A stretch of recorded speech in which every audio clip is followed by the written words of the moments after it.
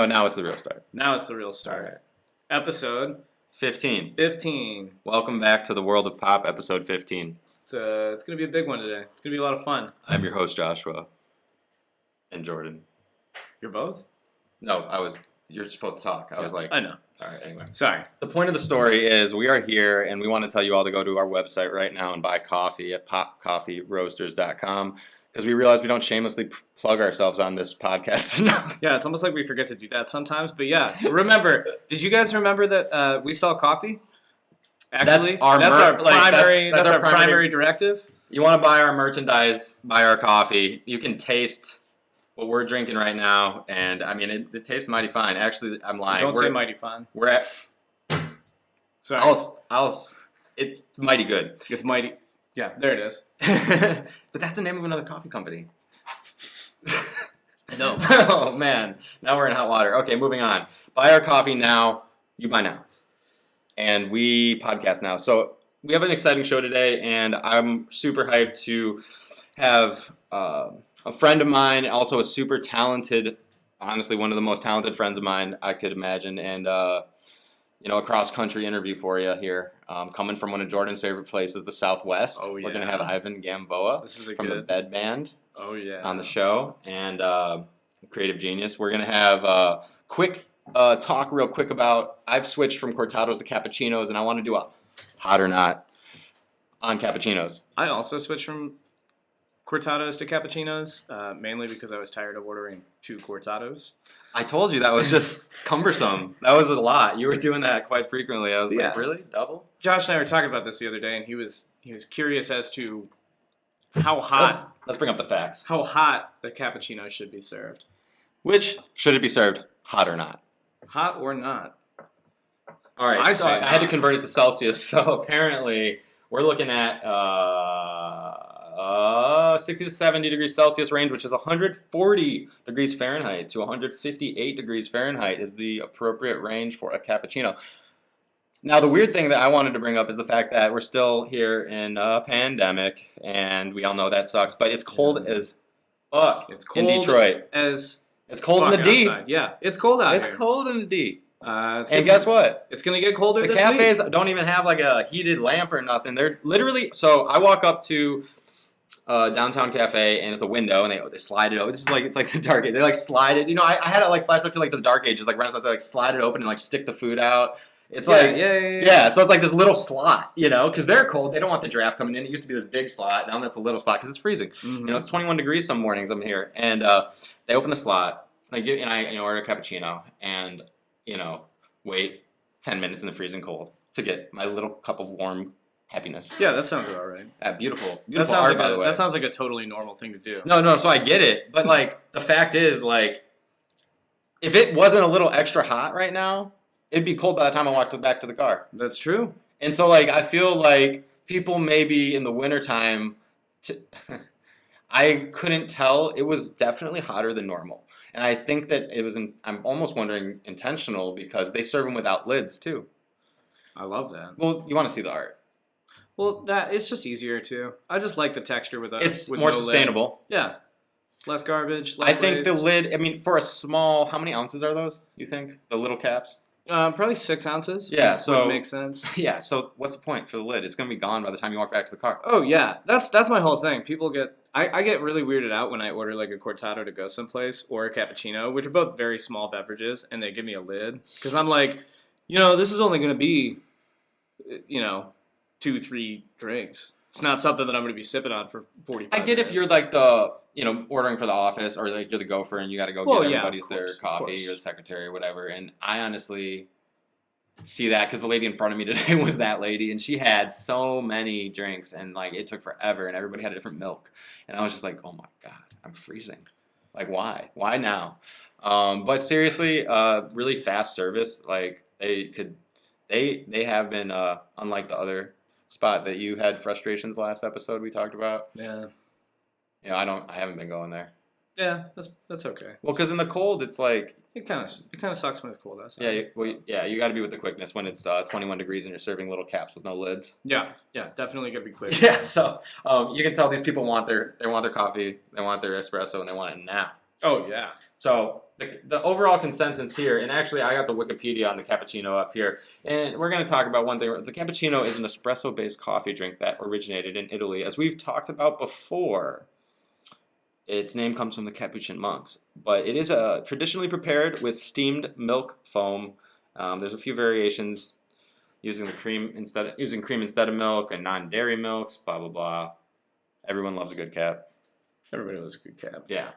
I think that cappuccinos are made incorrectly a lot at more mainstream places, and therefore, they think that they're very voluminous, but like they're actually quite little when done correctly.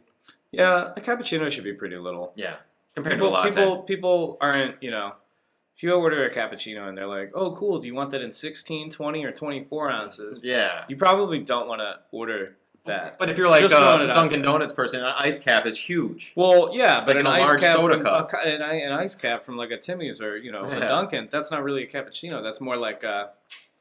I'm just trying for our listeners, I'm trying to explain what we're drinking versus if you order it at a little quaint, cute cafe versus I mean, it really depends. It's really subjective.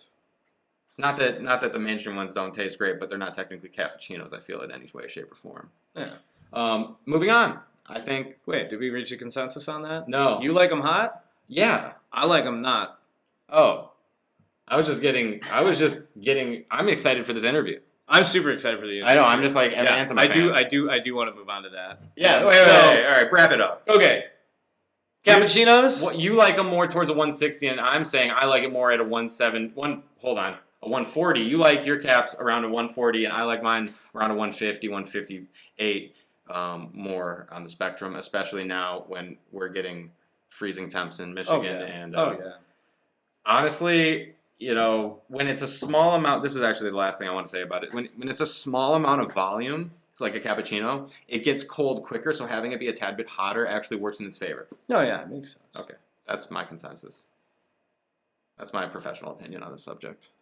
I still prefer my coffee beverages with milk closer to the cooler side, regardless of the season. On a latte, anyway, the point is we're not talking about lattes. We're moving on because we're going to be talking about music and more when we talk to Ivan. So let me bring him. Hold on a moment here, everybody. Yeah. Let's make that small. All right, here we go. There he is. I'm gonna bring you up. Hello. Hey. Hi, Ivan. How you doing? Good. Well, welcome to the show. Where are you at? Where are you calling in from first? I guess just introduce yourself, and you're out in Southwest, so. Yeah, I'm Ivan, and I'm in Santa Fe, New Mexico, where I do the bed band. Yeah. Awesome. All the way down in Santa Fe. So you're from Michigan, though, correct? And the bed band, your band? The bed band started in Detroit. I went to middle school and high school in Michigan, but I'm not really from there. But I've lived there a long time, between Farmington Hills and Detroit. Okay. Sure. Yeah. So like your journey, if I recall, you've always had instruments. You play a variety of instruments. You sing. What are you? I guess my question is, since I haven't seen you for a while, is like what are you doing? Like what are you playing now? Like I know you're doing synthesizers before. Last time we hung out, one time. Yeah, I've always kind of been sort of a one-man band. Like I always loved that. Like when artists just like do everything themselves, And my music, like I write so many songs. I'm not necessarily concerned with like the quality of the recordings.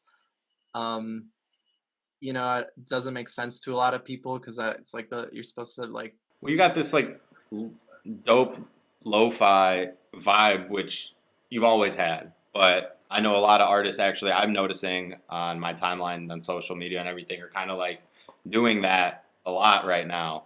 It's like a movement. My favorite stuff is just like demos, like the Beatles demos and like acoustic at home stuff. Like I just love that. I like really well produced music too, but I just really connect to the homemade stuff and the music industry is like so big now. It's like I almost kind of want to be like a anti-music industry artist, you know, like I think I'm at the point where I'm not interested in like recording in a multi-million-dollar studio with like a bunch of fancy producers. It just sounds like a bunch of crap to me.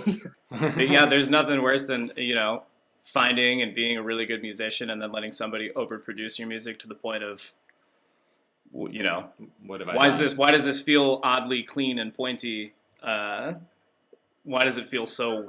It can be really good, and I'm kind of working my way up there a little bit where I'm like, my music is sounding better, but I still want it to have like a certain character that's, its own thing. Yeah. Oh yeah. Well, I mean, it's to me, it's very unique. Maybe I'm biased. I know you a bit, but from actually, you had another project, wasn't it called like Whatever? Yeah, that was like the precursor to Bedband. It was basically the same thing. Okay. And I had an actual band we played with in Detroit. I think I caught you at the Old Miami, and it was a stellar show. That was crazy. That was a weird one-off thing, I think, where I didn't have a band. But yeah, that was like kind of when I started doing, it's almost like karaoke where I'm like singing over my backing tracks. Yep, that's what I remember. I remember it was really energy, like, at high levels, like people were vibing it. And Old Miami, man, I miss going out to the bars in general, but Detroit. So you're out in Santa Fe now. You did really.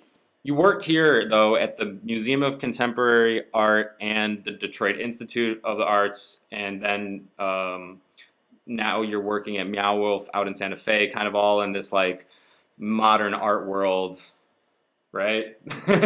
Yeah, for sure. It's been cool. I'm like, at this point, I've been in the, like, I guess you could call it the museum industry or art world or whatever for, like, a decade.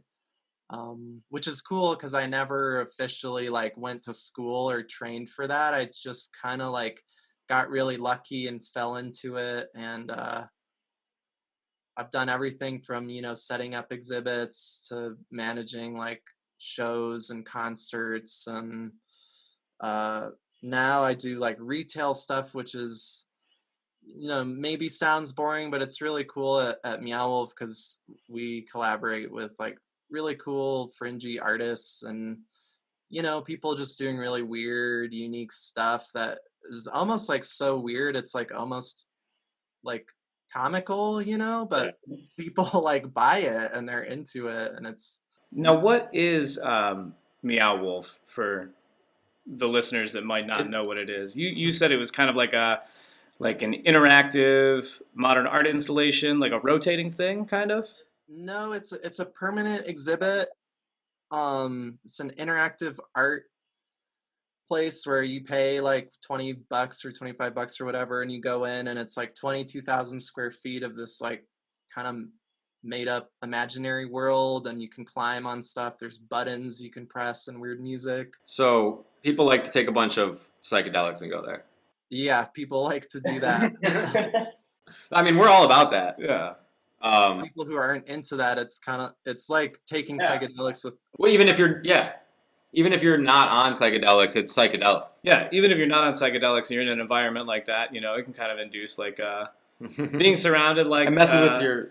It lets you live in the imaginary world, But it's a crazy place that was started by a group of artists, like our age, my age, basically. Okay. And they eventually just doing stuff around town. They got George R.R. Martin, who does the Game of Thrones. He lives in Santa Fe, and he bought this abandoned bowling alley and renovated it, at no charge to Meow Wolf. And that's how they got this building and built the exhibit. And nobody knew if it was going to be like successful. And within a year, it was making like millions of dollars. It's this like really successful place. We're opening in Vegas next month. I saw that. That's on the website. Wow. Yeah, and then Denver's coming up soon. That's crazy.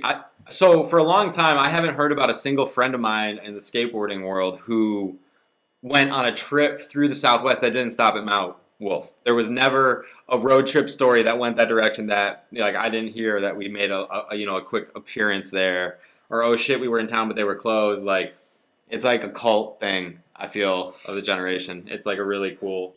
Santa Fe, also for a small town, has a lot of skate parks. Yes. And there's like a skate park right downtown that is like really nice. Like the city built it. It's like really cool. There's some skate. You ever skate anymore? I know you used to a little. I have a vintage like Santa Cruz board with like the big chunky wheels. Hell yeah. And there's a really killer bike path right by my house. And it's just steep enough that you can cruise so fast down, but it's not too steep that you can't like skate back up, you know? But I broke my foot a couple times, not skateboarding, just unrelated. So I haven't really been skating because of that. I'm like nervous about my foot. Injuries suck. Jeez. But yeah, a foot, you know, I think that if you hurt your hand, that'd be worse as a musician. Well, maybe a drummer, a foot would be bad. Yeah. Too. Yeah. Either way.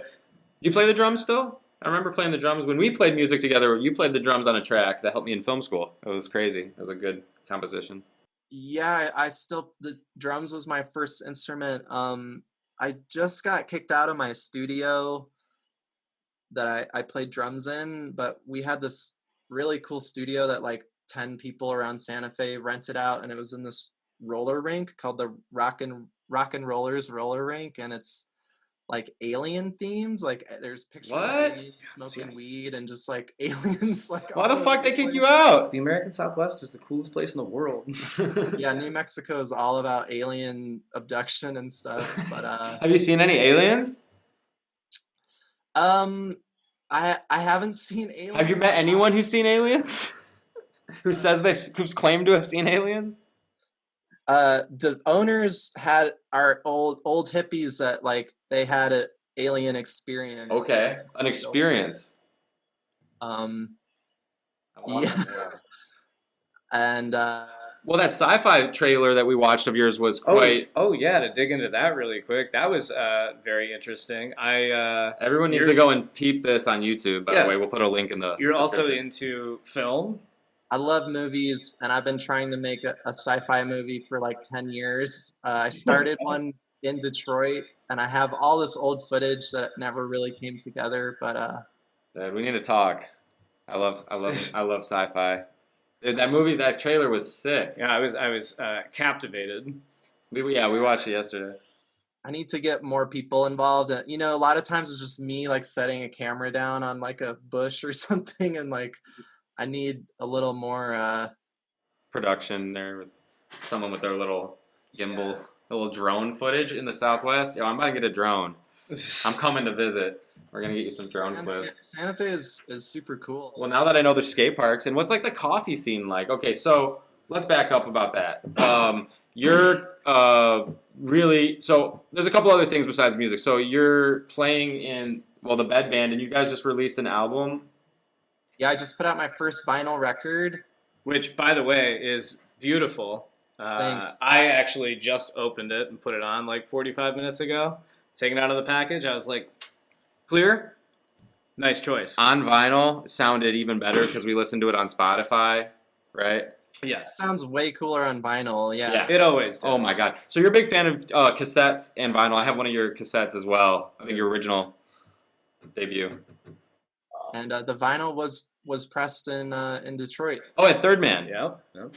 What up, Jack White? Listen to our podcast. Third Man. No, seriously though, they're really, really cool. Whoa, I think I got something from there here. Look at this. The viewers can't appreciate this, but I'm holding the White Stripes Peppermint Lip Balm. Nice. From Third Man. I went there and they gave this to me as a free gift. And it says, "You got it all wrong if you think a kiss is all in the lips." Come on. Come on. Come on, you got it all wrong if you think a kiss is in the lips. I believe that's from a White Stripes song. That's pretty lit. It's got that red and white peppermint, crazy, trippy. I don't know. I got a glare on there. But. I was huge into the White Stripes like in high school, you know, when they around 2003 or 4 or something when they just kind of blew up. Yeah, their sound changed. I think Meg lives right over from where we're recording over here in West Village still. Um, if I recall, the guy who owns, he told me he buys plants from the plant store there, and she comes in and buys plants there and has like a huge arboretum in her house here in Detroit still. So Meg's around. Jack's not, I don't think. I don't know who Meg is. Meg and Jack from the White Stripes, bro. I've never really been a fan. I'm sorry. No, I mean, no offense to anyone. I'm just saying, he's a little younger, but he's got good taste. Also, he's a mean musician. He plays a mean guitar. You two would definitely vibe on some music stuff. I know because I've listened to both. You play quite a bit of music, and I can see that. So you went on tour with Ty Segall. That was to get us back on track. I do have a question about that too. So you said you ended up you opened for Ty Segall. And then you said you went on a short tour with him, was this a spontaneous like 5-day tour that you did with him? I opened for him and I was doing my, just singing over backing track, and it was at Meow Wolf. The show was at Meow Wolf, which is a really cool, surreal venue. Yeah. And he loved it. I mean, I didn't even think he was gonna like look at me or talk to me. But he like ran backstage and he was like, dude, that show was awesome. Like you should come on tour with us. And I was like, okay. And then like 5 months later, I didn't really hear anything. And I was like, probably not going to happen. And then I got an email like, hey, do you want to jump on these shows with us in like 2.5, 3 weeks? I was like, shit. But it's like not enough time to put a band together really, Right. So I went on the tour as a solo, like singing over my backing tracks. And, it was amazing. I mean, I know he's not like super huge, mega famous, but every show we played was sold out, and the, theaters that could seat like anywhere from 1,500 to 1,000 to 2,000 people. That must have been, yeah. And it was insane. The first night I was there, they were like, hey, we didn't really think you were going to actually like come on the tour. Jeez. So I don't know what that was about. You're like, no, I'm here and I'm ready. Yeah, I was like, I'm doing it. They were super nice though. That band is really cool, and they're like really big, but it was very professional. Like no one was just a good experience. And then we played Toronto was the last night, and I had been asking some of them. I was like, if we get a chance, like during sound check, I'd love to just jam with you guys for a second. And it never happened during soundcheck, so they invited me spontaneously to play a guitar solo with their band, without actually having seen me play guitar ever. Wow, they put a lot of fucking faith into you. That's lit. Well, yeah, because you had been performing the previous 4 nights with just the backing tracks and vocals, so they hadn't actually seen you play the instrument. Right. I mean, they can hear my guitar on the tracks, but still, I don't know. It was. Well, you never know a studio musician versus a live musician if it's going to carry over. I've heard you play guitar live, but man, fuck yeah, that's like a huge amount of faith, and like you killed it, obviously. That was insane, and yeah, I was like pretty drunk, and I just ripped this solo so hard, and that whole experience like inspired me to really try to go to the next level with my music. I mean, I was doing my thing and recording, but I was like, wow, maybe actually like I could go on more tours, and like so that was like a huge moment for me, even though in the grand scheme of things it was kind of small. But so was it right after or like pretty shortly after that show that you got it in your head that you were like, okay, I need a band again? Like, yeah, I came home and I was like, yeah, shit, I got and it worked out cool because I'm already in this band Sex Headaches with my friend Luke. I was gonna bring that up. You have another band you playing? Yeah, and it's Luke writes all the songs for that, and it's a lot more punk or hard rock. Okay. Luke doesn't like to call it punk, but it's cool, and a little more rock, a little less like alternative. Yeah, the drummer didn't show up one night, and the bass player is really good at the drums, so we just kind of like switched instruments around a little bit and put the bed band together as a 3-piece. Hell yeah. The drummer, Mark, a really good friend of mine, has moved to Philadelphia, so kind of COVID related. But so now I'm trying to put a new band together. But yeah, because we see these dudes here. Yep, I see all three of you. So let's see, which one are you? So for everybody, before this interview, Ivan sent me their actual vinyl, and we listened to it before we started recording, so we could be in the mood here. But there's a picture of the three bandmates with different shapes on their heads. One's a circle, one's a triangle, and one is a square, like a block you'd play with as a child, but it's like around their head in different colors. Yeah, that's actually I'm into it. From the music video for the second track. I think it's called "It's Only a Lot." Yeah, we're gonna actually. We're supposed to take a break here, and we're gonna do that real quick, and we're gonna listen to "We Are the Bed Band" right now. So, enjoy.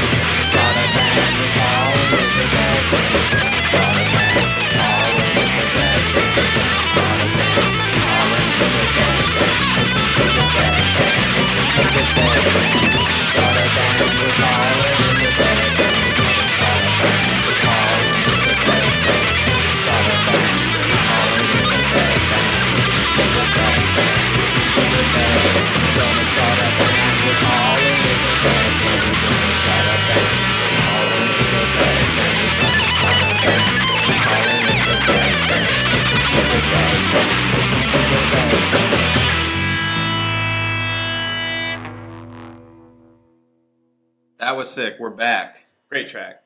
Great track. Is that the title track you said? Yeah, We Are the Bed Band from the album We Are the Bed Band. Where you talk about being the bed band? Right, because it's the bed band had existed but was never an actual band with anyone other than me, so it was kind of like our theme song for starting the real band. That you just went and did it, and you're like, it's like you build it, they will come. Yeah, it's a bummer though. I ordered 500 of those, and they all showed up 2 months after quarantine started. Oh god! They're just sitting in my room.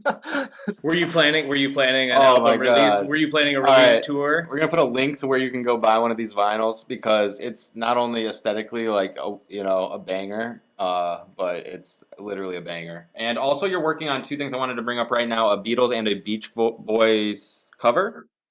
Yeah, I've been really into cover albums, and in 2016 or 17 I did a full album cover of Ziggy Stardust and the Spiders from Mars. Are you kidding me? I saw that on your Spotify, and I haven't had a chance to listen to it yet, but I was very excited. Dude, I got David Bowie stuff all over the place in here.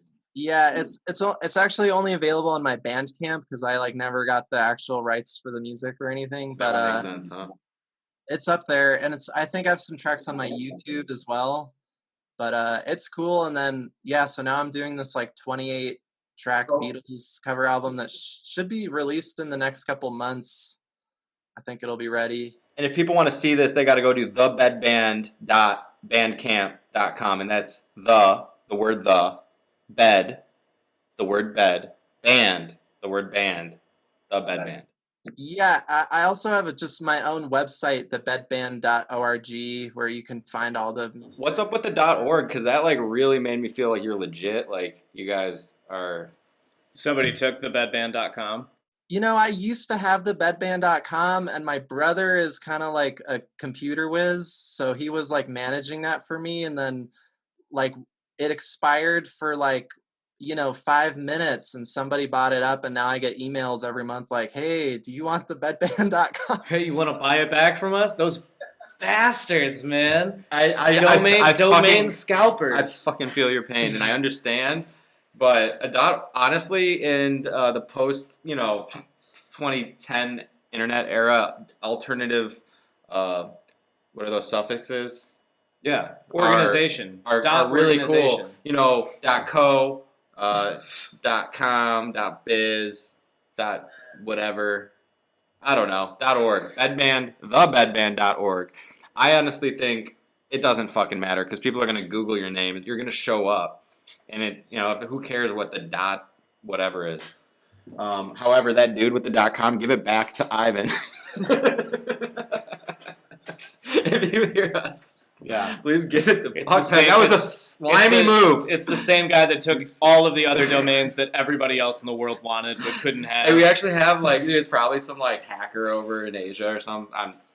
No, there's people that just... Dude, no, because people try to buy my domains as a business owner all the time, and it's always some Chinese company, and they're trying to take an American company's name. I'm not anti-Chinese in any way, shape, or form, but this is real facts, and it's like a whole thing. They make money off it because people eventually buy it back. Like, let's say you get big. They saw you went on tour with Ty, and they're like, yo, this dude may be somebody soon, and we're going to buy his domain and then hold it ransom until he wants it because... Eventually, if you want to go super legit, you're going to be like, fuck, I got to buy that .com back. I'm good with .org, Yeah, .org's fine, man. .org's legit. Just wait. You should get a .gov. Just wait. This guy's just sitting around waiting for you to be like, nah, I want it. Anyway, I digress. You're a vegan. Sorry, I said that so dramatically. And also a Reiki practitioner. Wait. Go back to veganism. How long have you been a vegan?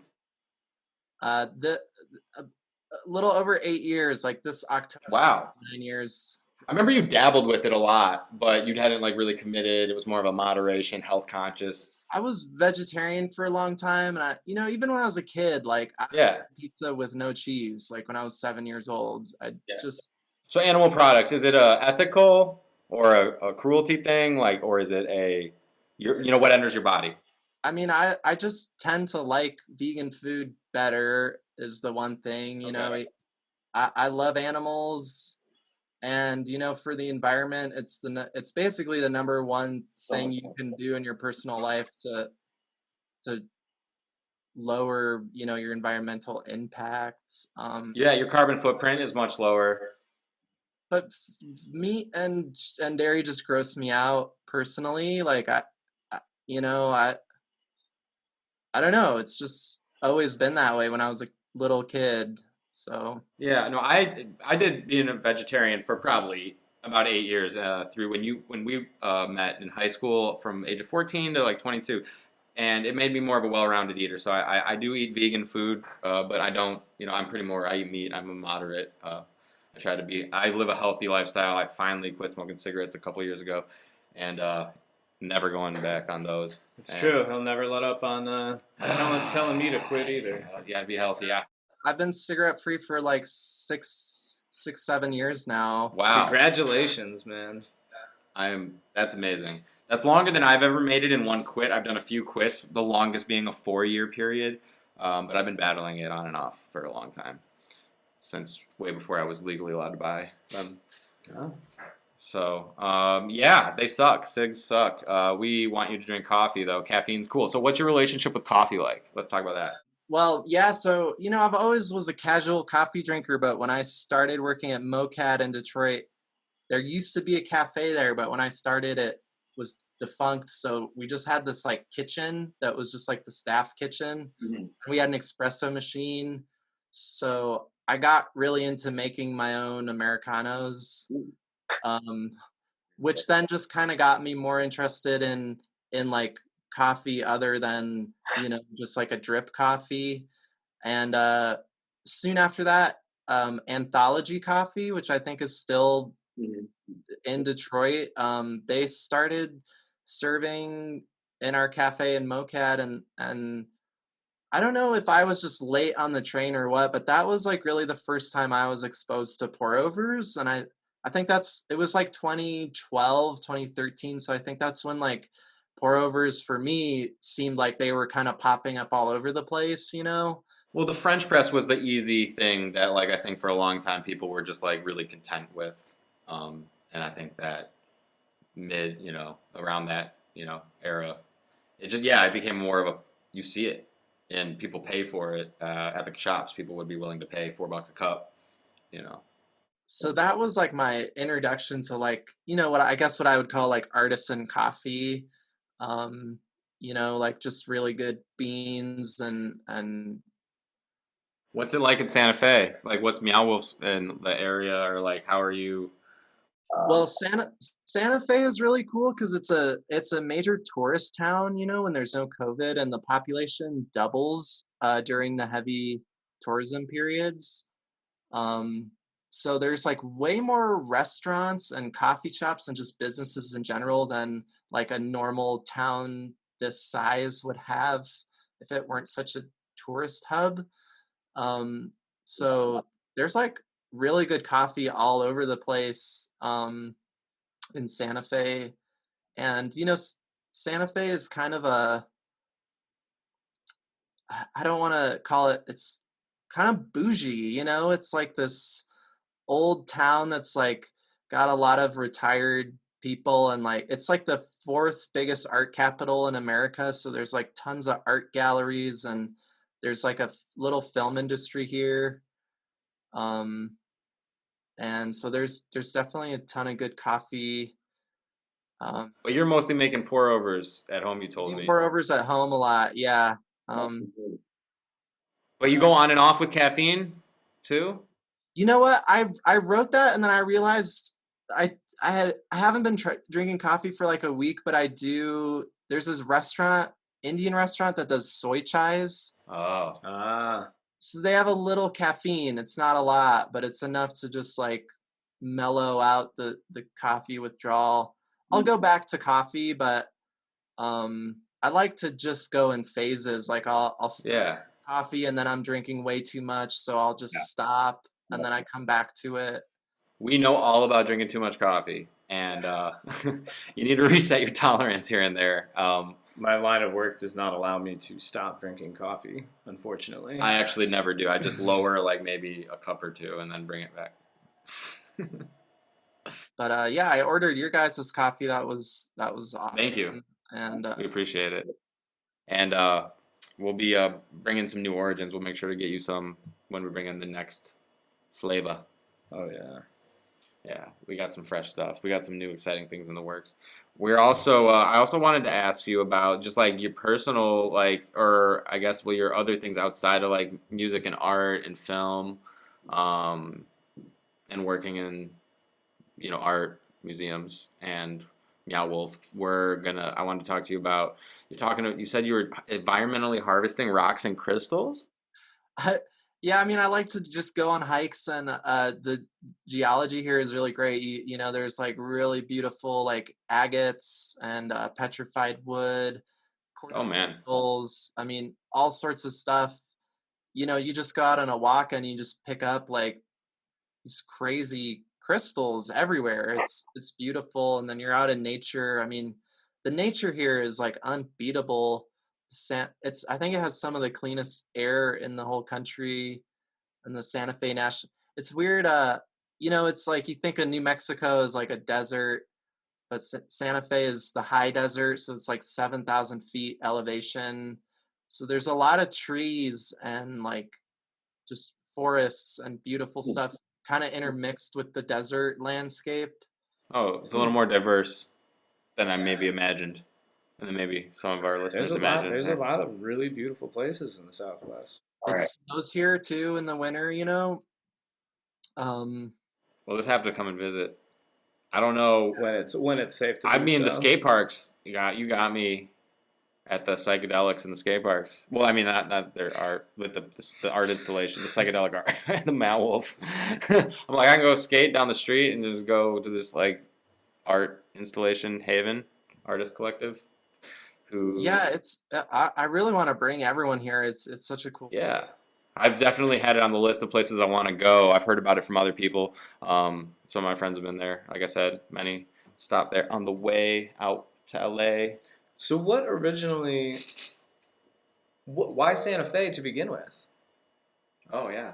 You know, my girlfriend that I met in Detroit, she used to come here with her mom and go on these Buddhist retreats. There's this really beautiful Buddhist temple here called Upaya that's kind of world famous. The founder, I think her name's, I want to say it's Roshi Jones Halifax.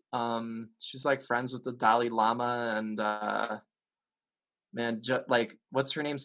Joan Fonda or something? What Jane Fonda like hangs out there, and it's like this really awesome Zen temple. So I don't, it's really weird. I'd call it a spiritual journey. We moved out here not knowing anybody and not having any friends or family here. But I was just really interested in living somewhere a little more nature, like nature is more accessible. And I'm not originally from Detroit. And, I lived in Los Angeles before I lived in Detroit. So I was kind of already like looking to get more out west a little bit. Right. And so far it's been really great, and Meow Wolf has been a place that's given me so much opportunity as an employee. Like they really treat employees well, and it's kind of like I've been more successful here than I really could have imagined at the moment. Yeah, it seems like you picked the most conducive place for growth for yourself. Yeah, it's been weird because, I was trying to do music in Detroit, and that's like, there's such a cool music scene in Detroit. If anything, I should have like opened for Ty in Detroit, but that just wasn't happening for me there. And then I just moved to like this dinky little desert town, and turned out to not be so dinky. No, it's legit. Yeah, I mean, it's awesome. You definitely, I think sometimes switching up, I came back from switch cities once, and it made a big difference and gave me some momentum in a weird way. I think like changing environment can also just like, regardless of where it is, like just kind of give you this like. I think something I learned here moving here is like everyone is on their own path, and everyone will tell you like, oh, you got to go to a big city and play these venues, and that's how you'll get in with these bands. And it's like, I don't think it really necessarily works like that. Like I'm more successful doing it this way, that everyone would have been like, no, that's not a music city. You're not going to like do anything. Go to LA, go to Nashville, go to New York. Just imagine if there's only one music scene. Yeah. No, it's now the same scene everywhere. It's crazy now how people get. There's also I guess I wanted to back up. When did you learn Reiki, and can you explain? I guess, I mean, I don't really even know what Reiki is, other than people like hold their hands over you and like you get like energy. Reiki is energy healing that originated in Japan, and I first heard about it at MoCAD. This artist came in and did like a temporary exhibit, and part of it was he would do Reiki on people, and I had never heard of it, and I tried it, and it just really resonated with me. So I was interested in it for years, and then Santa Fe is kind of this like stereotypical like spiritual place where people love crystals and like massages, and we have like crazy hot tub places, spas, and like that's just kind of like the Santa Fe vibe is like healing, energy work, massage, spa, relaxing, nature. So My girlfriend found this Reiki person, Sharna, and she is like amazing. She is like beyond Reiki. Like she talks to your ancestors. She sees orbs and spirits. She's like psychic. She's like the coolest. And she offers Reiki classes. So my girlfriend did it, and then I was like, I've always wanted to do this. So I got Reiki certified with Sharna, and after I did like a session with her, so I was, I want to find out if this feels right for me. And just like some of the stuff I experienced in that Reiki session was so powerful to me. And it was around when like my grandmother passed away, who was a really huge influence on me growing up. And like as soon as I lay down and Sharna started doing her stuff, I just like felt my grandma in the room. Like it was like instant. And so I just felt like Sharna was the real deal. And so yeah, now I'm a Reiki practitioner. It's like energy work. It's relaxation. You're a legit Reiki, like you said, level 2 practitioner. I'm level 2, so the next level would be master, which means you can teach other people. So I can't teach people, but I can do a full out like Reiki session. I've done distance Reiki before. I did Reiki on my brother when he was in Germany. How so? Virtual Reiki? Am I saying it right? Is it Reiki or Reiki? I say Reiki. Reiki? Reiki. Yeah, but I mean, maybe I'm saying it wrong. I don't even know. Reiki. Reiki. Let us know if we're saying it wrong. Our Japanese friends. So it's cool if you guys. I know there's Reiki in Detroit, like here and there. So. Yeah, I've seen it. Actually, the first time I like really saw it was that time, and you were introduced to it, and you told me about your experience, and I was like, wow. And then my sister told me about it back then too. Wow. And I've met other people who are practitioners and people who've had it done, and everybody seems to be a real thing. I'm genuinely interested. I actually have a couple friends in my hometown that are Reiki practitioners. I think 2 of them.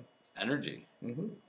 I'd compare it to like a massage, Right. I'm not gonna claim that I'm gonna like heal your cancer or something from Reiki, but it's just like a way to reduce stress. Yeah. Like get kind of intimate in a way with another person. Just like. Well, there's an energy in that.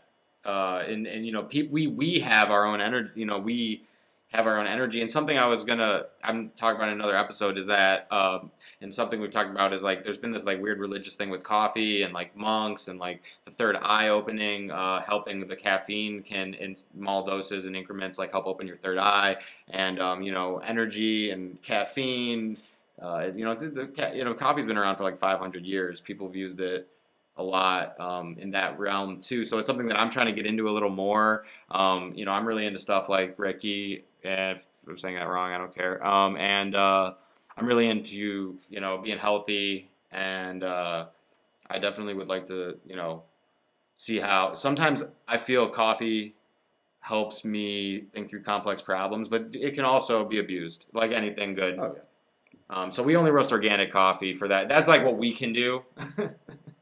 Is try to help out and provide pesticide-free coffee, organically grown coffee. So, but I've learned a lot. Do you have any questions for him before we figure out how to actually end our show? I think I covered everything that I wanted. Do you have any questions for us? What's your next big coffee move? Well, I think we're going to be adding a third origin. Right now we have both a Colombia and an Ethiopia, which we plan on keeping on the menu. But I have been ordering samples and kind of trying to narrow down what our next is going to be. And gear. Are you guys going to open a coffee shop? I don't think so. A truck, a little cart. Yeah, I think we're going to stay mobile with it. I want to get a mobile unit to Eastern Market. We're an e-commerce company as is. And I think that rather than try and implement like a whole brick and mortar at the counter established building, I think we want to do. I just got a truck, so we might reach into catering a little bit, and then especially espresso to go, doing a coffee cart or a coffee truck or something. We're mostly around online oriented in general. However, I do dabble. I like doing little. We're gonna once COVID's over, we're gonna do some stuff. But yeah, merchandise-wise, we're going to come out with like a pour-over set, a little Explorer kit, we're going to call it for on-the-go users, pour-over lovers. We're putting together a skateboarding team. We have a few riders already on it who we're supplying their caffeine addiction. And yeah, so that's what's up. But also, in general, I just wanted to thank you for being on the show and tell our listeners to go check out the Bed Band. Buy my record. The Bed Band Records. Buy the record. Wait, the new record. It's beautiful. Yeah, the new record on vinyl. Definitely, I would highly recommend. As it's clear. Yes, it kind of looks like it's really cool. It kind of looks like a glass block. The artwork's phenomenal. It's got a little bit of a tint to it. It is gorgeous. And I have like a huge record collection, which you actually helped me build. So thank you for that. I got some I think a Led Zeppelin that we traded back in the day or some crazy shit. Still got it. Led Zeppelin 2. Love it. But also, album's great. Well, also love the whole vibe. You can check them out in all the links that we're gonna have at the end of this. However, again, thebedband.org has all the deeds. All of the deeds. Yeah. Yeah, I think that'll. You got any shout outs? Shout out to all my bandmates and all the music people and everyone who's just trying to survive through COVID. I know it's rough for musicians right now. Hasn't changed much for me because I never toured that much or played many shows, but I know it's difficult. I'm gonna shout out your mom for you because I remember her. Shout out, Mom. Shout out, Mom. Shout out, Dad. That's always a good one. Oh, Jorge. Shout out, Jorge. I remember. Also, I wanted to mention, shout out to Spencer Rubin, who lives in Santa Fe with me now. We're going to go on a hike after this. Not related to me. That's the homie. Oh, wow. Yeah. I was thinking Josh's cousin lives out there. You guys are about to go on a hike? We'll get more into that later. I'm going to have to see what that guy's up to. I'll go Facebook him later. But thanks for being on the show. Yep. Thank you so much for being on the show today, Ivan. Thank you, guys. We're going to let you go. And Jordan, you can lead us out with your tagline. Always remember to support musicians because they are doing you a public service, whether or not you like it. And also, it's always a great time for a cup of coffee.